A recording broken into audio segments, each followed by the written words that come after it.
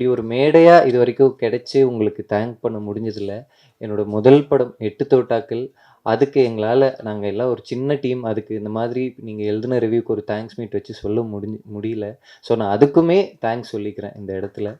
என்னோட முதல் படத்துலேருந்து நீங்கள் எழுதின எழுத்தும் உங்களுடைய சப்போர்ட்டும் எனக்கு ரொம்ப உதவியாக இருந்திருக்கு.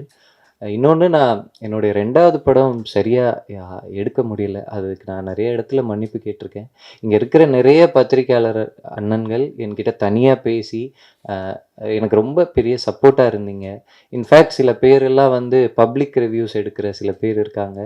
அவங்க வந்து அந்த பப்ளிக் ரிவ்யூவை கூட அப்லோட் பண்ணாமல் நீங்கள் அடுத்து ஒரு நல்ல படம் பண்ணுவீங்க சார்ன்னு சொல்லிட்டு என்கிட்ட பேசுனீங்க.